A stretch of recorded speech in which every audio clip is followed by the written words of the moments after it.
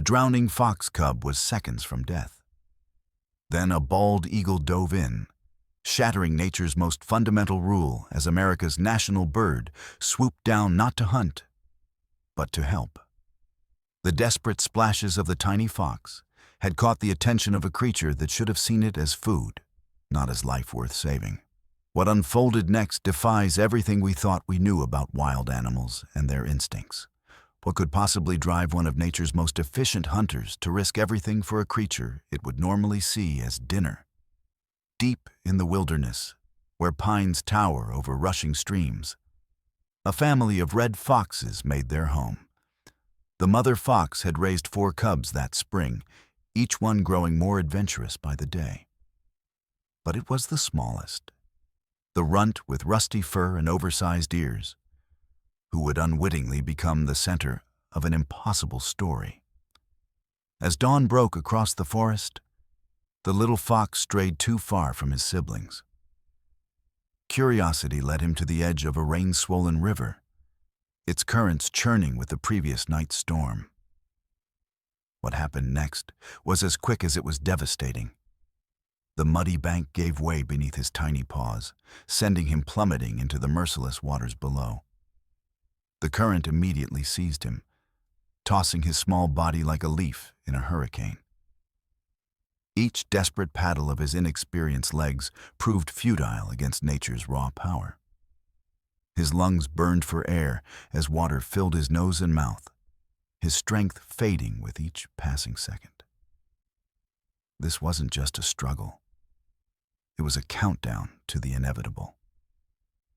But as the cub's head began to sink beneath the surface one final time, something unexpected was happening high above the tree line, where shadows cut through the morning sky.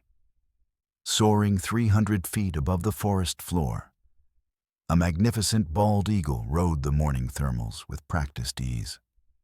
7 years old and in his prime, this apex predator commanded the skies with a wingspan stretching over 6 feet from tip to tip.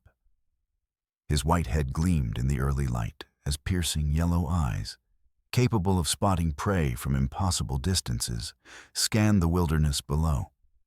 The eagle had been hunting since sunrise, searching for fish in the river's churning waters or perhaps an unwary rabbit along its banks. His powerful talons, designed to snatch life from land and water alike, hung relaxed beneath his streamlined body as he drifted effortlessly through the air currents. This was his domain, a kingdom of sky and treetops where he reigned supreme.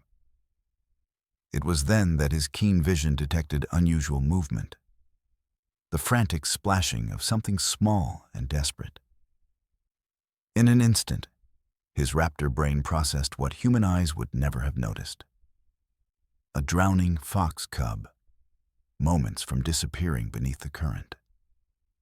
The eagle's vision, 8 times more powerful than any human's, captured every detail of the tragedy unfolding below: the cub's failing strength, the merciless pull of the water, the absence of any helping hand from the fox's own kind. Nature had programmed this predator with absolute clarity. Foxes were occasional prey, not creatures to be rescued. Every instinct, honed through millions of years of evolution, should have triggered one of 2 responses: attack or ignore. The natural order was unambiguous in its cruelty and efficiency.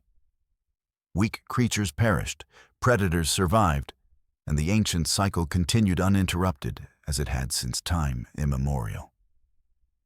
Yet something inexplicable occurred in that critical moment, a deviation from the ancient script that governs the wild.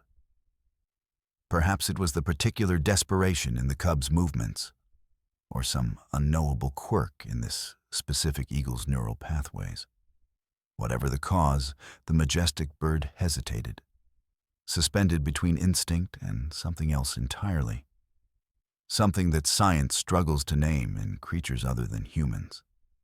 The eagle tucked his wings and banked sharply, circling lower over the drowning cub. His extraordinary eyes tracked the small orange body as it fought against the inevitable. With each passing second, the fox's movements grew weaker, its tiny head barely breaking the surface between desperate gasps for air. Death was moments away, a common enough occurrence in the wild, where life and death play out their eternal dance without sentiment or intervention. Other eagles soaring nearby continued their hunt, indifferent to the drama below them.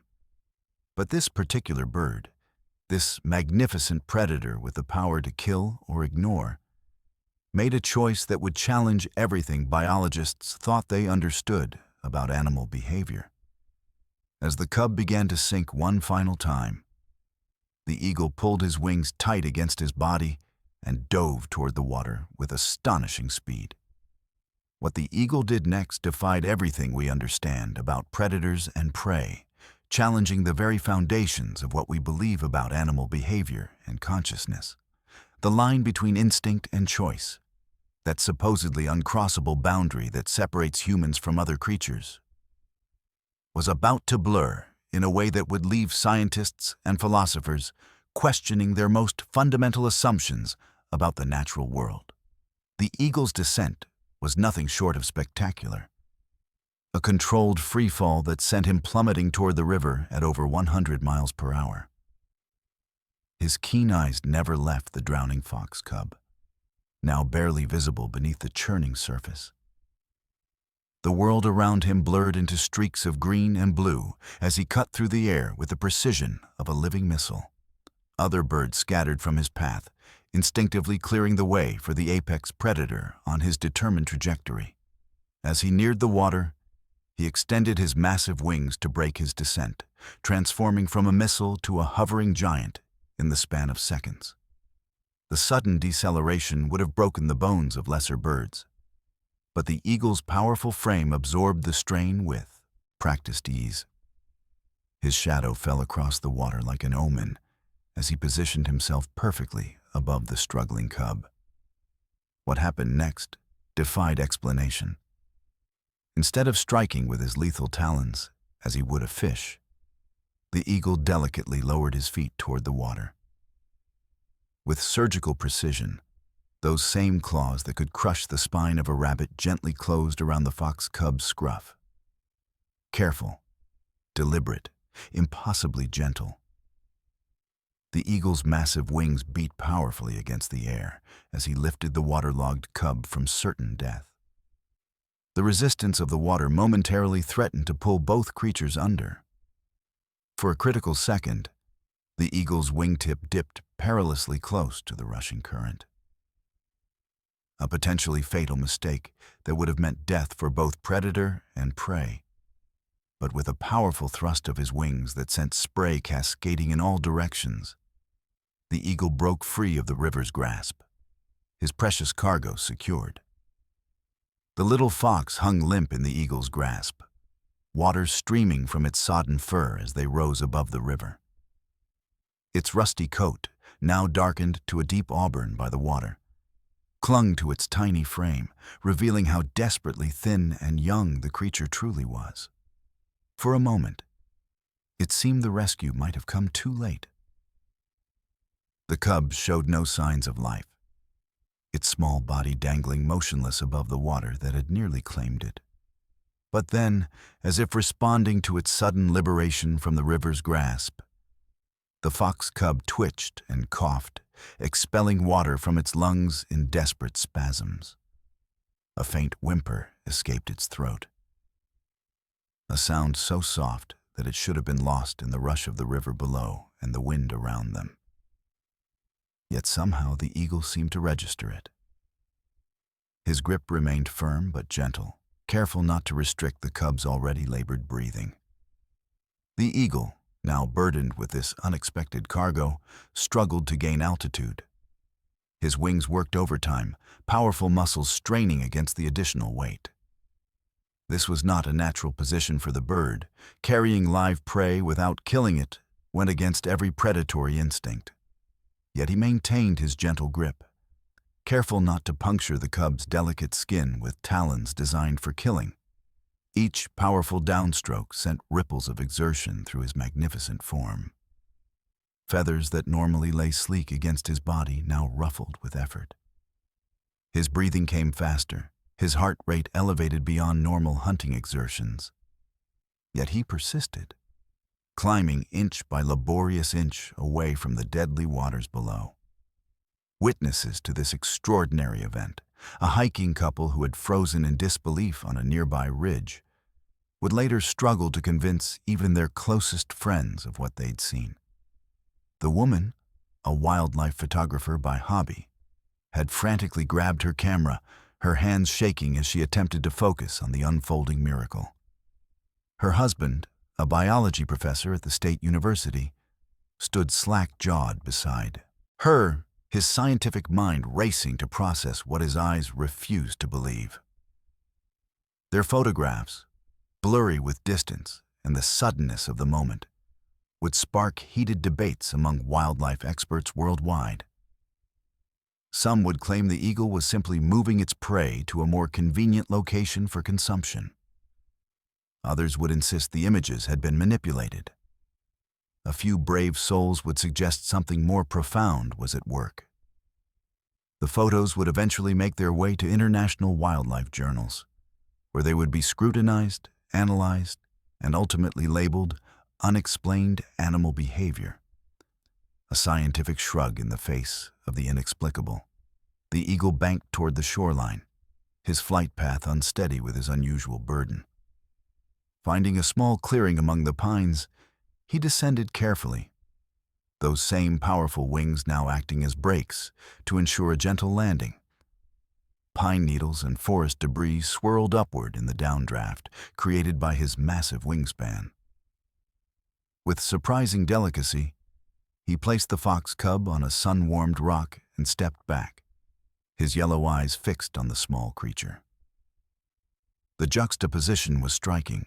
The massive raptor, standing nearly 3 feet tall with his feathers raised, and the tiny fox cub, no larger than a house cat, its wet fur plastered against its trembling form.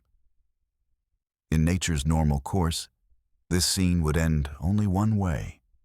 Yet something had fundamentally shifted in this small clearing, as though the ancient rules that governed predator and prey had been temporarily suspended. The cub lay motionless for several heartbeats, its chest barely rising with shallow breaths. Then, in a burst of renewed life, it coughed violently, expelling the last of the river water from its lungs. The sound echoed in the clearing, startling a nearby squirrel into frantic retreat up a neighboring pine. The cub rolled onto its stomach, disoriented and weak, but unmistakably alive. Its savior, by all rights, its natural enemy, stood nearby, massive and imposing, yet showing no signs of aggression. The eagle's posture remained vigilant, but not threatening. His head tilted slightly as he observed the cub's revival, those piercing yellow eyes missing nothing. When the fox cub finally managed to lift its head, their gazes met across the sun-dappled clearing, predator and prey, rescuer and rescued, connected by something beyond human understanding. For a long moment, they regarded one another, separated by mere feet, but divided by millions of years of evolutionary programming that should have made this peaceful tableau impossible. The fox cub, trembling with cold and fear, made no attempt to flee. Perhaps it was too weak, or perhaps some primitive understanding kept it rooted to the spot. The eagle, towering over his rescued charge, made no move to attack. His powerful beak, capable of tearing flesh from bone, remained closed. His deadly talons relaxed. A gentle breeze stirred the clearing, carrying the scents of pine sap and wet earth. Sunlight filtered through the canopy above, creating shifting patterns across the forest floor. Time seemed suspended in this small pocket of wilderness where the impossible had become reality.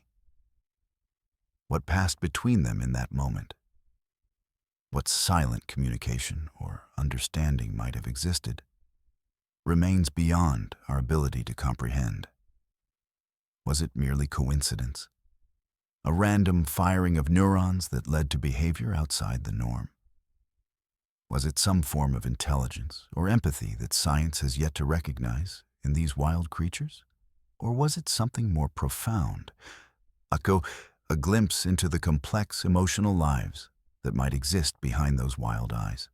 As the sun climbed higher in the morning sky, illuminating this impossible scene, one thing became abundantly clear. Something extraordinary had occurred on the banks of this wilderness river, something that would force us to reconsider everything we thought we knew about the minds and hearts of the creatures with whom we share this planet. And as the eagle finally spread his magnificent wings and lifted into the air, leaving the recovering fox cub to find its way home, the question remained: if this single act of cross-species compassion was possible, what other wonders might be unfolding in the wild places beyond human observation? The fox cub watched its unlikely savior disappear into the vast blue sky, its small heart beating with renewed purpose. Against impossible odds, it had been granted a second chance, delivered from death by the most unexpected guardian imaginable. As it took its first unsteady steps toward home, the ancient forest around it continued its timeless rhythms, forever changed by a moment of grace that defied the very laws of nature itself. In the days that followed the miraculous rescue, the forest continued its ancient rhythms.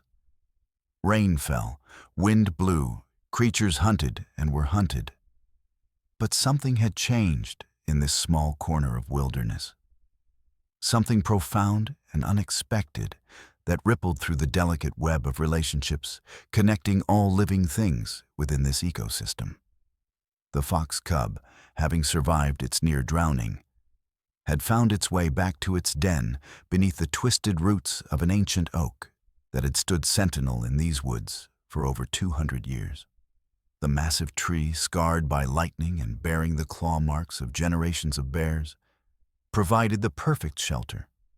Dry in the heaviest downpours, cool during summer heat, and nearly impenetrable to larger predators. Its mother, a sleek 3-year-old vixen with unusual black-tipped ears and a reputation among local hunters as uncannily elusive, had been frantically searching the riverbanks for her missing offspring. For hours after the cub's disappearance, she had paced the muddy shoreline, her sensitive nose detecting her child's scent trail ending abruptly at the water's edge.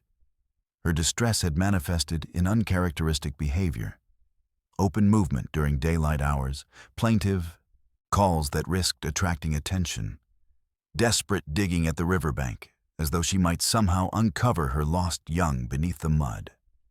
When the bedraggled cub finally appeared at the edge of the clearing, stumbling on wobbly legs toward home, the vixen froze in momentary disbelief before rushing forward to inspect her returned child. The reunion was a mixture of relief and confusion. Her sensitive nose detected not just the expected smells of river water and fear, but something else. Something that triggered every defensive instinct in her fox brain. The scent of eagle clung to her child's fur, a scent that should have signaled death, not deliverance. She sniffed frantically at the cub, turning it with gentle nudges of her nose, searching for wounds that weren't there. Finding none, she began the process of grooming her offspring, her rough tongue working to remove the foreign scent, while her mind, in whatever way fox minds process such things, grappled with the impossible. For 3 days, the young fox remained in the safety of the den, regaining strength and recovering from its ordeal. The vixen, normally content to leave her growing cubs for increasingly long hunting trips, stayed unusually close to home, venturing out only for quick foraging expeditions in the immediate vicinity. She returned frequently, often carrying small prey, voles, mice, a young squirrel, which she would drop at the entrance to the den before disappearing inside to check on her rescued young. The cubs' 4 siblings, oblivious to how close they had come to losing their litter mate, wrestled and played as usual in the dappled light of the forest floor. Their games of chase and pounce, essential practice for future hunting skills, continued uninterrupted. They tumbled over one another in mock battles, nipped at tails and ears, and practiced the pouncing technique that would one day allow them to break through snow to capture prey hiding beneath. But the rescued cub seemed changed, more watchful, more alert to the world above. While its siblings focused their attention on the ground and on each other, this cub frequently paused to gaze upward through gaps in the canopy, its amber eyes tracking the movements of birds with unusual intensity. The vixen noticed this new behavior. Sometimes, when the cub tilted its head skyward, she would follow its gaze, her own body tensing as shadows passed overhead. Yet the expected attack never came. Life in the den gradually settled into a new normal, albeit one tinged with heightened vigilance from both mother and her rescued young. On the fourth morning, as dawn painted the eastern sky in shades of amber and gold, the forest awakened to its usual symphony of birdsong. A pair of cardinals exchanged their distinctive "what cheer" calls from neighboring trees. Chickadees added their complex DDD alerts, while a distant pileated woodpecker began its rhythmic drumming against a hollow trunk. The fox family had just returned from their pre-dawn activities, the vixen from hunting, the cubs from exploring and eliminating at the edge of their territory. When a different kind of silence fell over their small clearing, it was the silence that comes when smaller birds suddenly cease their calls, a silence that signals the arrival of a predator. A shadow, longer and more defined than those cast by passing clouds, swept across the entrance to the fox den. The eagle had returned. His magnificent form glided silently above the forest canopy, primary feathers spread like fingers to catch the slightest air current, allowing him to hover momentarily before settling on a high branch overlooking the fox's territory. From this vantage point, his keen eyes could observe the den entrance without alarming its occupants.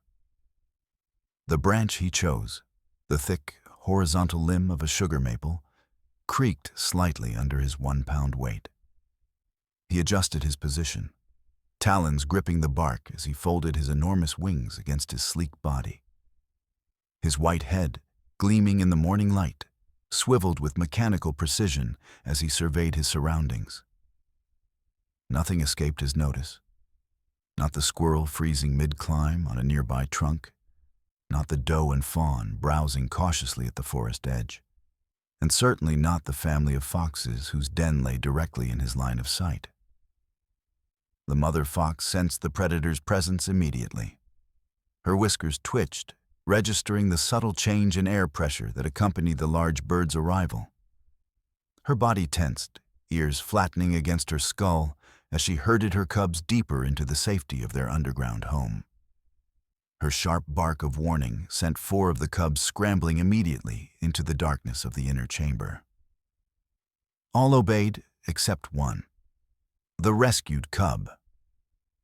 Instead of retreating, it moved cautiously toward the entrance, nose twitching as it sampled the morning air. The vixen nipped at its flank, a clear command to seek safety. But the young fox resisted with uncharacteristic stubbornness. Something in the eagle's scent had triggered not fear, but recognition. The cub stood its ground at the very threshold of the den, its small body silhouetted against the darkness behind it, its gaze fixed on the great bird above. For hours, this tableau held, the eagle observing from above, the fox cub watching from below, and the vixen caught between confusion and protective instinct. As the morning progressed into afternoon, the eagle occasionally shifted position or took brief flights to neighboring perches, but never strayed far from his observation post. The cub, showing remarkable patience for such a young creature, maintained its vigil at the den entrance, even dozing occasionally, but always returning to alertness at any movement from above. What happened next would further challenge everything we understand about wild animal behavior. As the afternoon shadows lengthened across the forest floor, the eagle suddenly launched from his perch. Instead of flying away, however, he executed a perfect hunting dive. Not toward the fox den, but toward a meadow beyond the tree line. The vixen, witnessing this departure, relaxed visibly, finally coaxing her stubborn cub deeper into the den for a feeding and grooming session. But the eagle's absence proved temporary.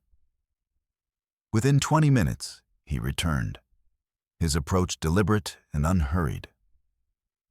In his powerful talons, he clutched a freshly caught rabbit, a young male with a distinctive white patch on its forehead. With careful precision, the massive bird descended not to the den itself, which would have been perceived as a direct threat, but to a flat, moss-covered stone approximately 15 feet from the entrance. There, he deposited his catch, a peace offering of sorts, before retreating to a nearby branch, lower and more exposed than his previous position. The rabbit lay in plain view, its brown fur ruffled by the breeze, the white patch on its forehead like a signal flag against the green moss. Its presence created an immediate dilemma for the fox family. The scent of fresh prey was unmistakable, wafting toward the den on the afternoon air currents. For a carnivore perpetually on the edge of hunger, such a meal represented significant sustenance, enough to feed the growing cubs and supplement the vixen's own diet. Yet the proximity of the eagle, a natural predator who could easily take one of her cubs, presented an unacceptable risk.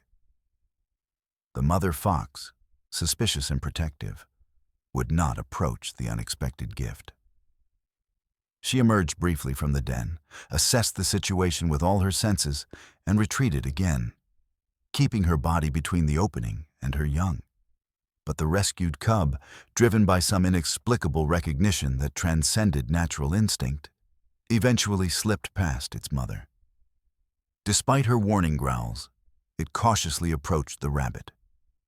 Under the watchful gaze of both its mother and the eagle, it circled the offering several times, body low to the ground, ready to dash to safety at the slightest threatening movement. The eagle remained motionless, his yellow eyes tracking the young fox, but his posture deliberately relaxed. His wings folded loosely against his sides in a non-threatening display. After several tense minutes of assessment, the cub finally gathered its courage and seized the rabbit by the scruff of the neck. With strength surprising for its size, it dragged the offering back to the den entrance, where the vixen cautiously inspected both the prey and her returning offspring. Finding no trickery or danger, she eventually allowed the rabbit to be brought inside, where it was quickly divided among the hungry family. The eagle, having witnessed the acceptance of his gift, launched silently from his perch and disappeared into the evening sky. His mission, whatever it might have been in his inscrutable bird mind, apparently accomplished. This extraordinary ritual would repeat itself every few days, throughout the late spring. The eagle would appear, leave food, sometimes a rabbit, occasionally a squirrel, once even a young beaver, and withdraw to observe from a distance. The offerings always appeared unharmed except for the killing blow, never partially eaten as one might expect if the eagle were simply caching excess food. They were deliberate gifts, presented with what could only be described, however reluctantly by scientists, as intention. The young fox, growing bolder with each encounter, began to venture further from the den when the great bird was present. By the fifth visit, it would wait expectantly in the small clearing, sitting with unnatural calm as the massive predator descended with his offering. By the eighth visit, the fox cub would approach while the eagle was still present, taking the food directly from the stone while the bird watched from just a few feet away. A proximity that defied every natural law governing predator-prey interactions. The mother fox, though never fully relaxed in the predator's presence, gradually ceased hiding her cubs, when his shadow crossed their home. By early summer, she would sit at the den entrance, alert but not panicked, as the eagle made his deliveries. Occasionally, when food was scarce and her hunting unsuccessful, she would even accept these offerings herself, approaching with appropriate caution but without the mortal fear that should have characterized such interactions.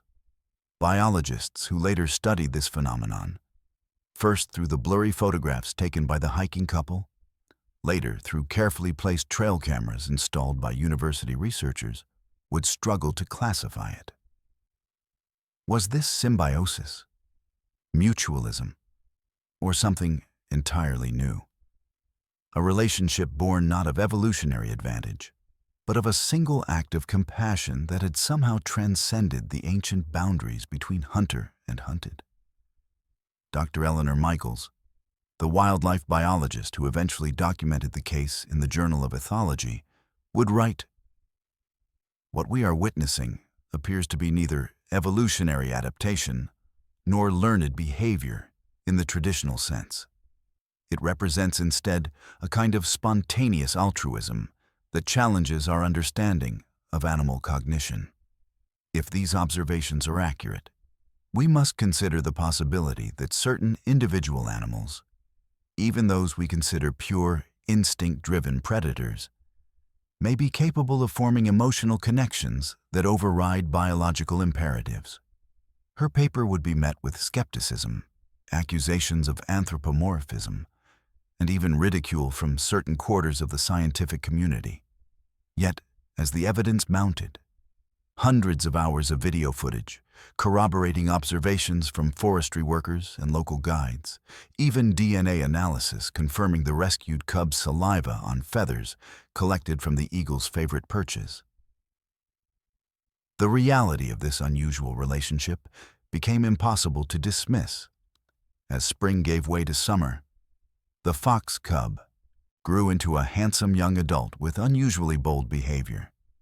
Its coat developed the rich, russet coloration characteristic of its species, with the black socks on its legs particularly pronounced. Unlike its siblings, who maintained a healthy fear of aerial predators and would dash for cover at any large shadow passing overhead, this fox would often pause in open clearings when eagles soared overhead, as though searching for one particular silhouette against the blue expanse. Its unique behavior did not end with its reaction to eagles. This young fox displayed problem-solving abilities that surpassed those of its littermates. It learned to flip over turtle shells to access the soft underside, to crack open abandoned birds' eggs by rolling them against rocks, to wait patiently at the edge of streams for frogs to emerge rather than lunging prematurely. Whether these enhanced cognitive abilities were somehow connected to its near-death experience and subsequent rescue remained impossible to determine. But researchers noted the correlation with interest. And high above, riding the thermal currents that rose from the sun-warmed earth, a majestic bald eagle continued to break every rule of nature. When hunting over a certain section of forest, he would leave select prey untouched, a small territory where a family of foxes made their home. His behavior, too, had changed in subtle ways. Where once he might have attacked any small mammal that crossed his path, he now showed discernment, passing over fox kits even when they presented easy targets. He developed a distinctive hunting pattern that always brought him back to the vicinity of the den at least twice weekly, usually carrying more prey than a single eagle could consume. Sometimes, on still evenings when the boundary between day and night blurred into purple twilight, he would perch on a lightning-scarred pine at the forest's edge, his fierce gaze softening as he watched a young fox trot confidently through the underbrush below. In these moments, something passed between them. Some silent communication that transcended the limitations of their different species. Perhaps it was recognition, perhaps gratitude, perhaps something for which human language has no adequate term. Local indigenous elders, when eventually consulted about this unusual relationship, were less surprised than the scientists. "Our stories speak of such things," explained Joseph Running Bear, an elder of the local tribe. "We have always known that animals have spirits and minds of their own. They make choices, form bonds, remember kindnesses and slights. Your science is only now catching up to what our ancestors understood, that the line between human consciousness and animal awareness is not as clear as you have believed." Their story, impossible, unexplainable, yet undeniably real, would eventually spread beyond the wilderness. First through academic circles, then environmental publications, finally reaching mainstream attention through a documentary that captured rare footage of their interactions. It would challenge our understanding of animal consciousness and force us to question the rigid boundaries we had drawn between human and animal emotion. As summer gave way to autumn, and the young fox established its own territory at the edge of its mother's range, the eagle continued his visits, less frequently, but with the same apparent intention. Their unusual friendship, if such a cross-species connection can be called that, persisted through seasonal changes, through storms that transformed the landscape, through the natural challenges that faced them both as wild creatures in an often harsh environment. It would serve as a humbling reminder that wisdom, compassion, and connection can emerge in the most unexpected places, even between ancient enemies in the wild places beyond our knowing. And perhaps most importantly, it would inspire a generation of young biologists, conservationists, and nature lovers to look more deeply, to observe more carefully, and to remain open to the possibility that the emotional lives of animals might be far richer, far more complex, and far more familiar than we had ever dared to imagine. The first snow came early that year, drifting down in silent white curtains that transformed the forest overnight. By morning, the familiar landscape had become something alien and beautiful. Every branch outlined in crystalline white, every hollow and depression filled with pristine powder. The world had gone quiet, as though the snow had muffled not just the forest floor, but time itself. The transformation was complete.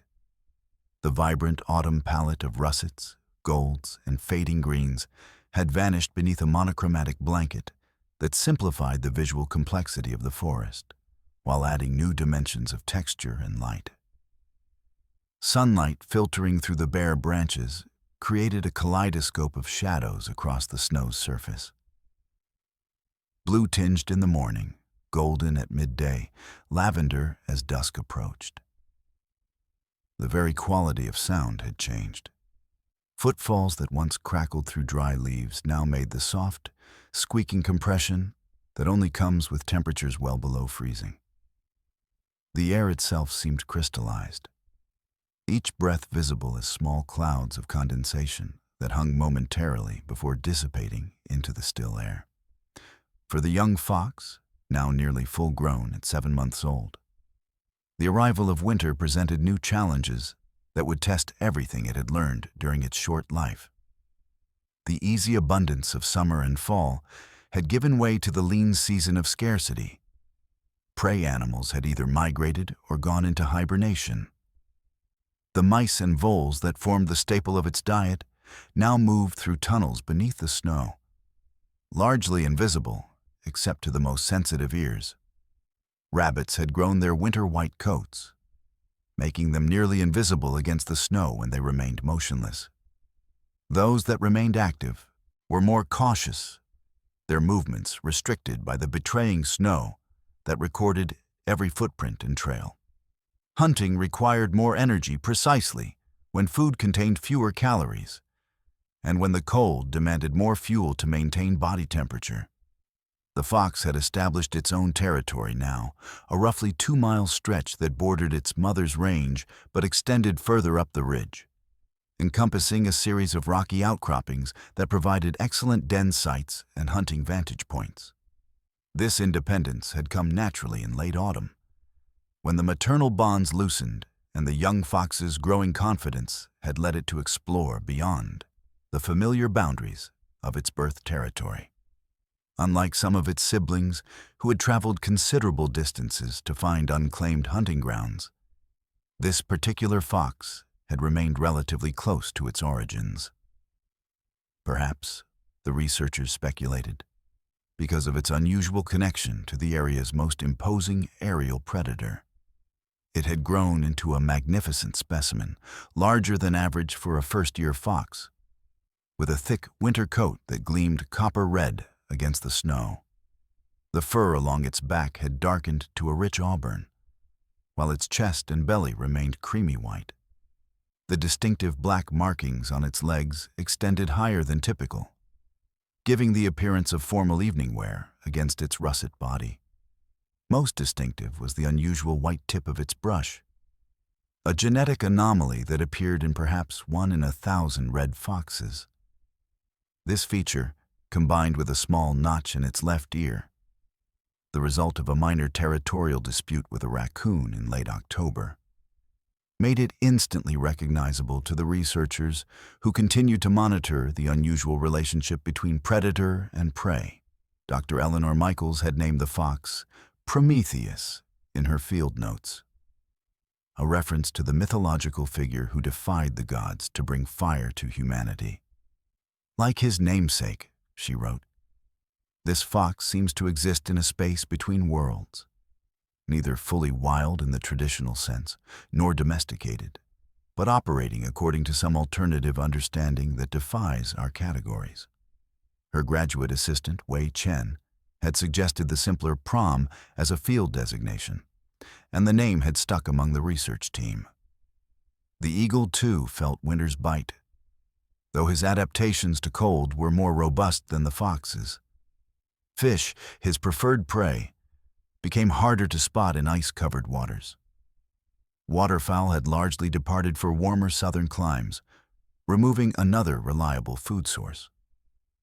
The thermals he relied on for effortless soaring weakened as the cold air settled heavily in the valleys, making flight more energy-intensive precisely when conservation of calories mattered most. Yet he remained, defying the migratory instinct that pulled many of his kind southward toward the unfrozen rivers and lakes of more temperate regions. The research team had designated him Aquila, simply the Latin word for eagle, though Dr. Michaels occasionally referred to him as the benefactor in her more speculative field journal entries. His massive nest, built in the sturdy crown of a dead pine that rose like a sentinel above the surrounding forest, had been reinforced against winter storms with fresh branches and dried grasses. The structure, approximately 6 feet in diameter and likely weighing several hundred pounds, represented years of construction and maintenance. From this high sanctuary, he continued his vigilant observation of the forest below, particularly the territory of a certain red fox. Their interactions had evolved as the seasons changed. The food deliveries that had begun in spring as an inexplicable aberration had developed into a regular pattern through summer and fall. Now, with winter's arrival, they had become less frequent, but more substantial. No longer small rabbits and squirrels, but larger prey. A wild turkey dragged from its roost during a snowstorm.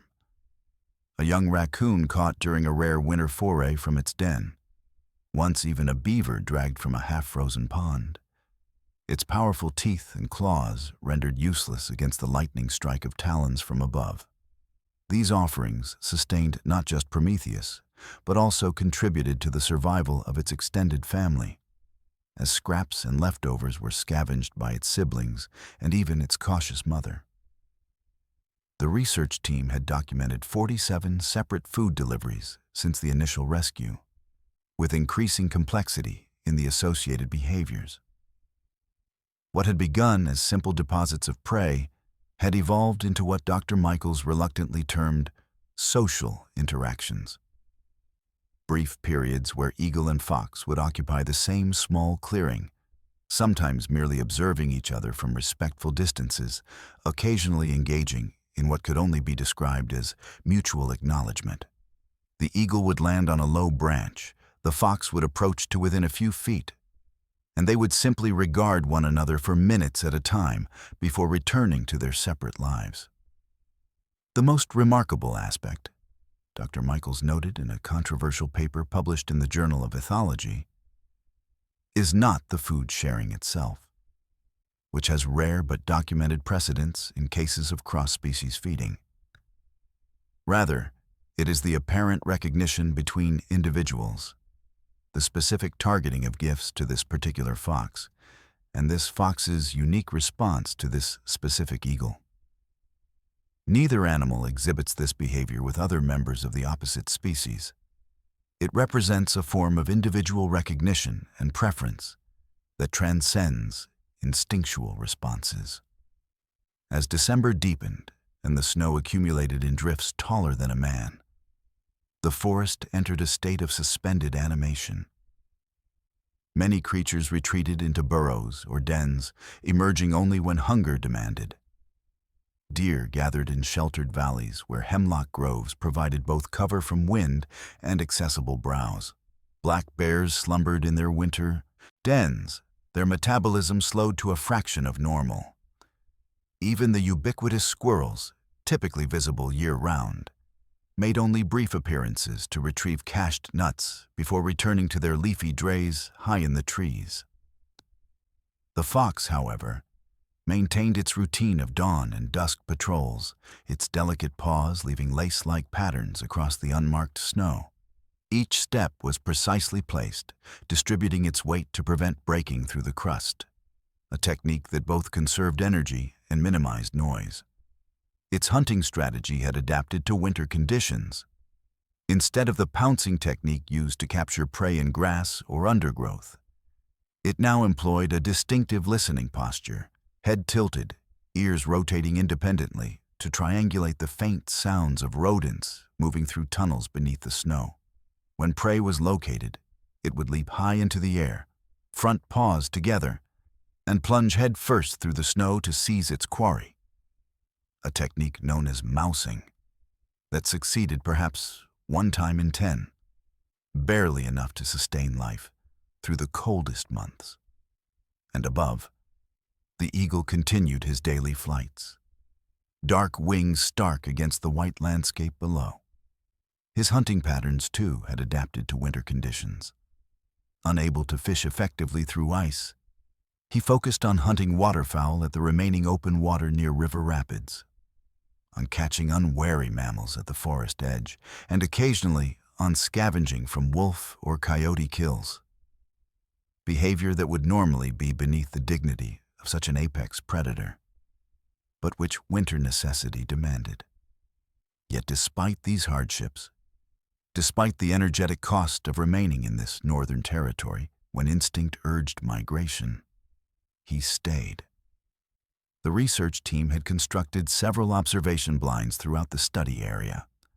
Camouflaged shelters equipped with high-resolution cameras, directional microphones, and the minimal heating equipment necessary to allow human observers to remain motionless for hours in sub-zero temperatures. From these blinds, they documented the daily patterns of both animals, accumulating hundreds of hours of footage that would eventually form the basis for a groundbreaking documentary and several peer-reviewed publications. It was during one of these routine patrols in mid-January, with the temperature hovering at 15 degrees below 0 Fahrenheit, that disaster nearly struck again. The fox, following the scent of a vole beneath the snow, had ventured onto what appeared to be solid ground at the forest edge, where a small meadow opened toward the east.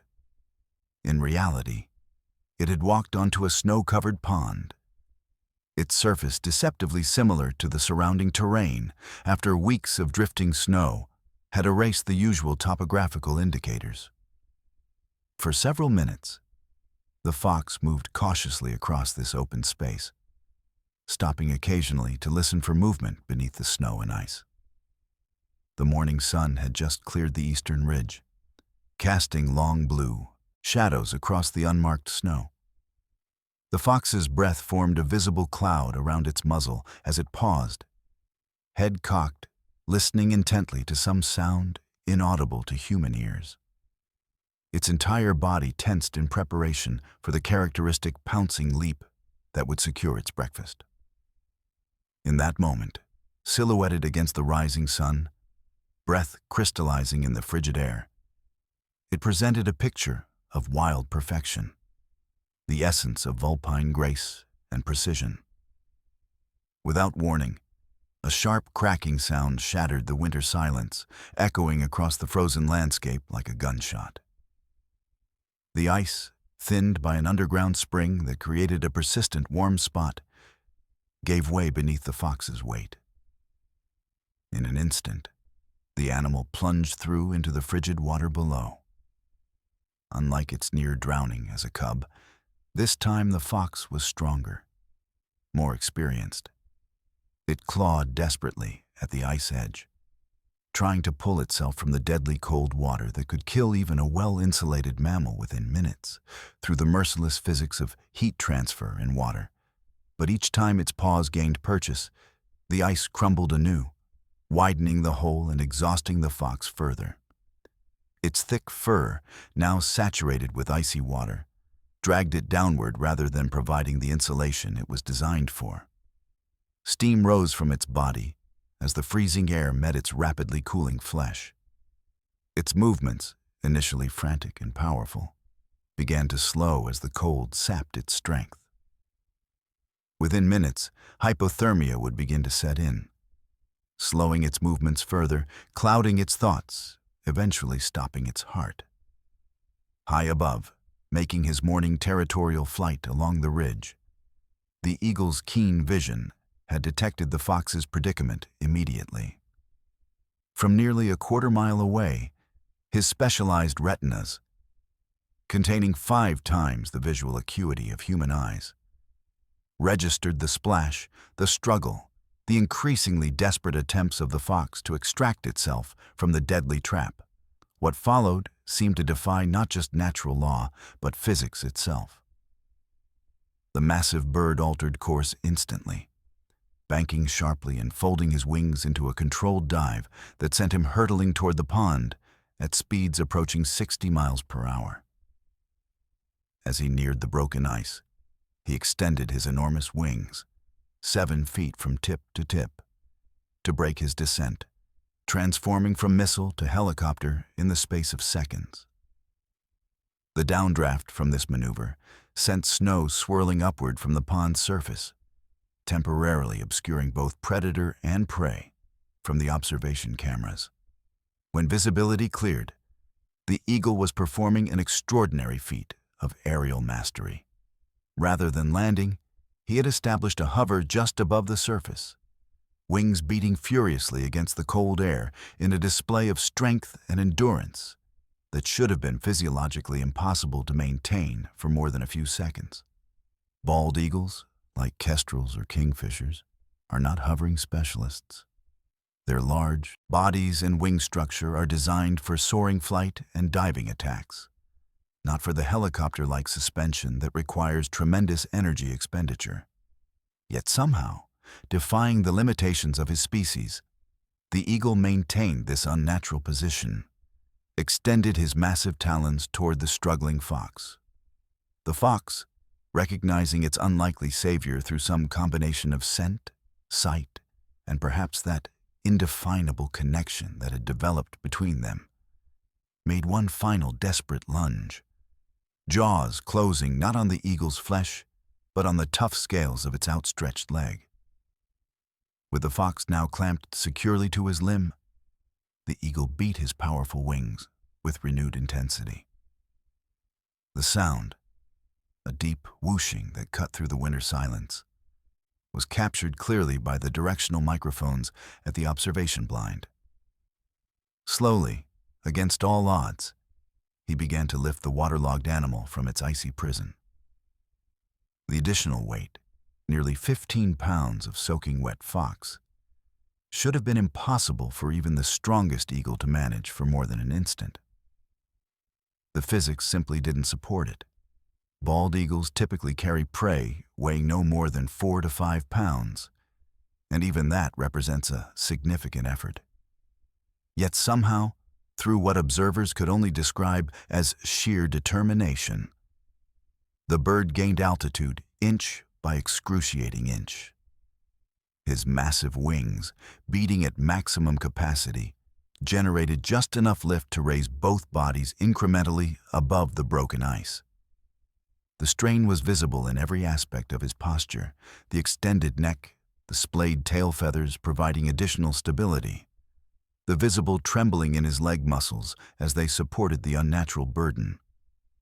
Dr. Michaels, who had been tracking the fox that morning and witnessed the entire rescue from a research blind 200 yards away, would later write in her field journal, "What I observed transcends our current understanding of animal behavior. The eagle's actions cannot be explained by instinct, by conditioning, or by any evolutionary advantage. This was, by any reasonable definition, an act of altruism between different species, a deliberate choice to help another creature at significant personal risk. The physical exertion required to lift a waterlogged fox from freezing water exceeds what we believe possible for an eagle. Yet I witnessed it with my own eyes, documented it with multiple cameras, and can find no conventional explanation for what transpired today." The eagle managed to drag the fox only about 10 feet from the hole before both creatures collapsed onto the solid ice. The bird's wings spread wide in exhaustion, the fox lying motionless except for the rapid rise and fall of its sides as it gasped for breath. For several minutes, they remained thus, predator and prey, rescuer and rescued, bound together by some incomprehensible connection that defied scientific explanation. The morning sun continued its arc across the sky, illuminating this extraordinary tableau with crystalline winter light. Steam rose from both bodies, from the fox's soaked fur and from the eagle's overheated muscles. Their breath formed small clouds that mingled in the space between them.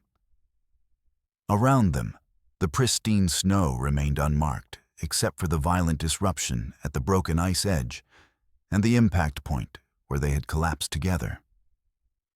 Eventually, the fox struggled to its feet, shaking violently as its body fought to restore critical warmth. Water droplets sprayed in all directions as it performed the characteristic full-body shake that dogs and foxes use to remove moisture from their fur. Though this action would normally begin the process of drying and restoring insulation, the extreme cold presented a new danger. The water would soon freeze in the outer layers of fur, potentially causing fatal heat loss despite the animal's best efforts. The eagle, too, recovered his composure, folding his massive wings and adjusting his position to maintain balance on the slippery surface. His yellow eyes, normally fierce and inscrutable, remained fixed on the fox with what Dr. Michaels would later controversially describe as concern, an anthropomorphic interpretation that would draw criticism from more conservative colleagues, but which, to those who witnessed the footage, seemed difficult to dismiss. What happened next would become the most controversial footage in Dr. Michaels' extensive documentation, sparking debates that extended far beyond scientific circles into philosophical discussions about the nature of animal consciousness and the limitations of human understanding. The fox, still trembling from cold and shock, approached the eagle not with fear, but with what could only be described as gratitude. It lowered its head and, in a gesture reminiscent of domestic canines, gently pressed its muzzle against the eagle's breast feathers. This action, placing its most vulnerable body part, its throat and face, directly against the weapons of its natural predator, represented either suicidal madness or a level of trust that had no precedent in documented wild animal behavior. The eagle, far from recoiling from this intimate contact or seizing the opportunity to dispatch an easy meal, lowered his fierce head and briefly touched his beak to the fox's wet fur. a gesture so gentle, so contrary to his nature, that Dr. Michaels initially doubted her own eyes. The beak that could tear flesh from bone, that could kill with a single strike, was used instead with the delicacy of a grooming tool, smoothing the wet fur between the fox's ears in a motion that resembled nothing so much as affection. This moment of connection lasted only seconds, but its significance would be debated in scientific circles for years to come. Was this evidence of cross-species emotional bonding?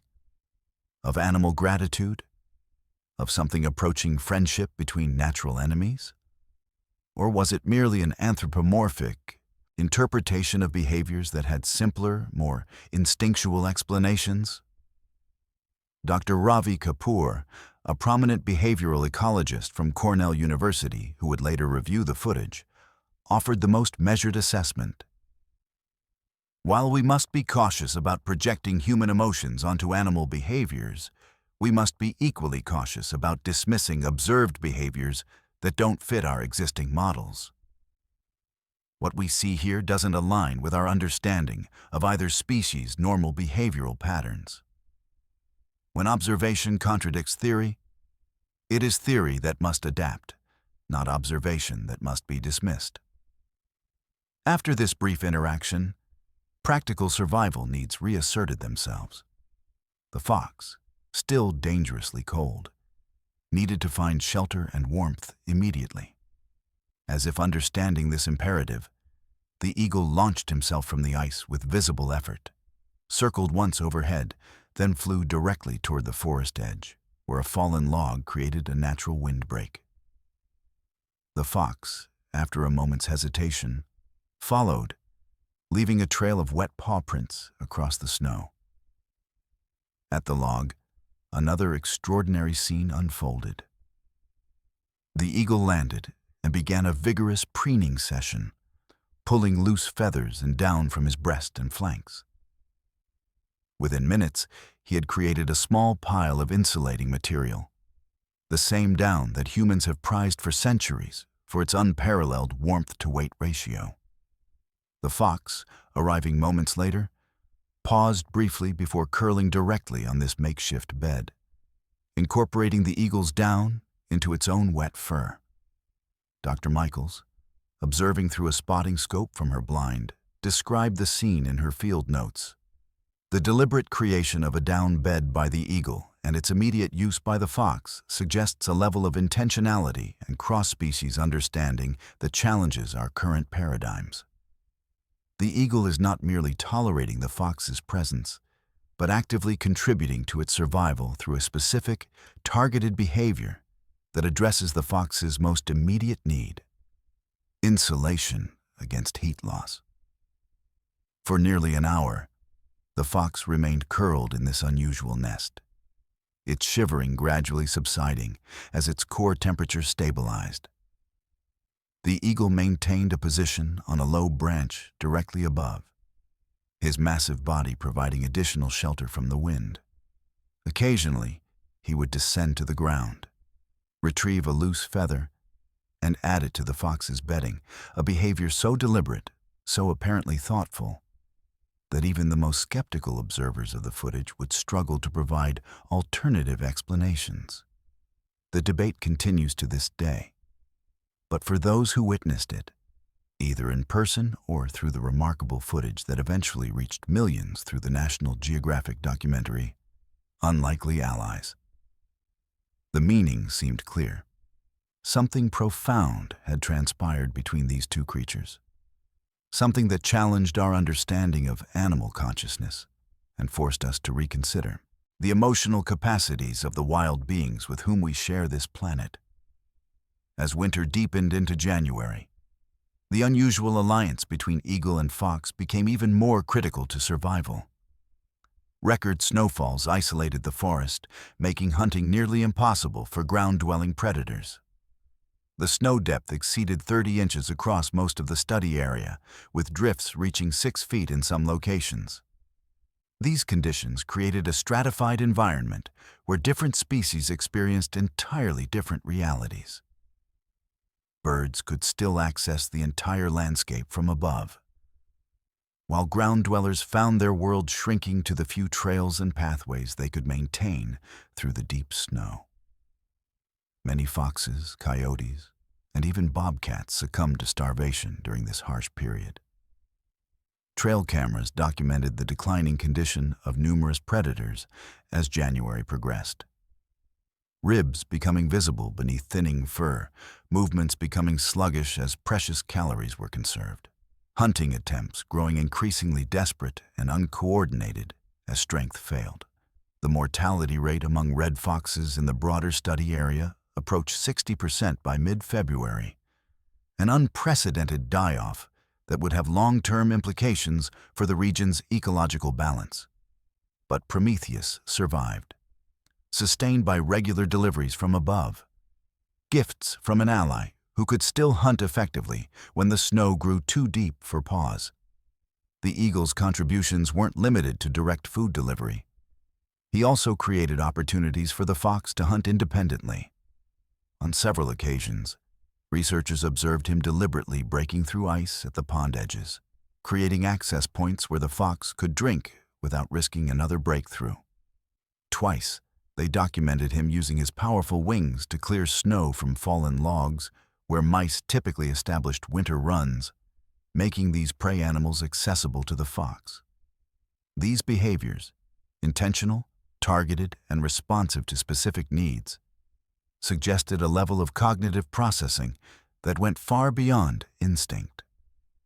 They implied an understanding of another species' requirements and limitations, an ability to problem-solve across the species barrier, and perhaps most remarkably, a motivation to assist that could not be explained by any direct evolutionary advantage. By February, when researchers returned to the area after a particularly violent blizzard had made access impossible for weeks, they found the fox not merely surviving, but thriving. Its den, tucked beneath a rocky overhang on the south-facing slope where the afternoon sun provided maximum warmth, was surrounded by the bones and feathers of numerous meals, evidence of the eagle's continued provision. The entrance had been kept clear of snow, and a well-packed trail led from the den to several hunting areas and to a small spring that remained unfrozen even in the coldest weather. The fox itself, when finally observed on the third day after the researchers' return, showed none of the emaciation typical of winter-stressed predators. Its coat remained thick and glossy, its movements energetic and purposeful. It had not just survived, but had maintained condition through the worst winter in decades, a feat that would have been virtually impossible without the assistance it had received. And high above, the great bird maintained his vigil, defying the winter's worst fury to remain near his unlikely friend. His own condition, while showing some signs of the season's stress in slightly ragged feathers and reduced body weight, remained remarkably good for a non-migratory eagle in such extreme conditions. The mutual benefits of their arrangement had apparently extended to both parties, the fox receiving food and assistance, the eagle perhaps gaining efficiency by having a partner who could access areas and prey types that would otherwise be unavailable to him. Dr. Michaels and her team continued their documentation through the remainder of that brutal winter, accumulating evidence that would eventually form the basis for a complete reevaluation of animal cognitive capabilities and cross-species relationships. Their findings, initially met with skepticism by the broader scientific community, gained credibility as the footage was analyzed by multiple independent experts and as similar, if less dramatic cases began to be reported from other locations. What we are witnessing, Dr. Michaels concluded in her landmark paper published in Nature, is not an aberration or a curiosity, but a window into capabilities that likely exist throughout the animal kingdom, but which our preconceptions and observational limitations have prevented us from recognizing. The cognitive flexibility, problem-solving abilities, and yes, Emotional responses demonstrated by both the eagle and fox in this case study suggest that the traditional boundaries we have drawn between human and animal consciousness require significant reconsideration. Their story, still unfolding in that snowbound wilderness, reminds us that nature's true complexity lies not just in the competition and struggle that Darwin identified, but also in moments of connection and compassion that transcend the boundaries we humans have tried to impose on the natural world. In the deepest cold of winter, the warmth of their improbable bond offers a different kind of lesson about survival, one where cooperation sometimes trumps competition, where compassion sometimes overrides instinct, and where the heart's reasons occasionally defy the mind's neat categories. As the first hints of spring begin to soften winter's grip, the lengthening days, the occasional above-freezing temperature, the first dripping icicles along south-facing rocks, the fox and the eagle continue their extraordinary relationship. Watched over by scientists, celebrated by conservationists, and serving as a living reminder that the natural world still holds mysteries we have only begun to understand. The transition from winter to spring came gradually. February's grip loosened as the sun climbed higher each day, melting snow and awakening the forest to new sounds, dripping meltwater, shifting ice, and returning birdsong. For Prometheus, the fox whose bond with an eagle had sustained him through winter, spring brought both opportunity and challenges. Hunting became easier as the snow retreated, exposing mice and voles. Yet competition increased as other predators emerged hungry from winter's trials. Territorial disputes began in late March when an older male fox started encroaching on Prometheus's territory. After a week of scent-marking confrontations, they finally met in direct combat one misty April morning. The fight might have ended badly if not for Aquila's timely arrival. The eagle's appearance confused the intruder, who retreated when faced with this unexpected alliance. As April progressed, Prometheus began showing interest in neighboring vixens. His attention divided between his eagle ally and potential mates. Aquila adapted remarkably. Instead of competing for attention, the eagle began delivering food to Prometheus's courtship-marking sites, effectively supporting the fox's reproductive strategy. This unusual cooperation proved effective. A young vixen began visiting Prometheus's territory, investigating the scent markings enhanced by Aquila's contributions. After days of careful assessment, the two foxes formed a pair bond, hunting together and sharing a den. The vixen's introduction to Aquila presented a critical test. Though initially fearful of the predator, she took behavioral cues from her mate, gradually accepting the eagle's presence. By early June, trail cameras captured all three animals sharing the same clearing, a cross-species social group defying conventional understanding. Dr. Michaels, presenting these findings to fellow scientists, faced both fascination and skepticism. "We must be careful not to overinterpret," she acknowledged, but equally careful not to dismiss observations that challenge our existing paradigms. As spring yielded to summer, the alliance continued evolving. Prometheus and his mate established a permanent den, while Aquila built a secondary perch platform nearby, deliberate proximity suggesting a bond that could only be described as friendship. Their story challenged rigid categories humans impose on animal relationships, suggesting that the emotional and social lives of wild creatures might be far more complex than previously imagined. Connections born of chance, but maintained through what looked remarkably like choice.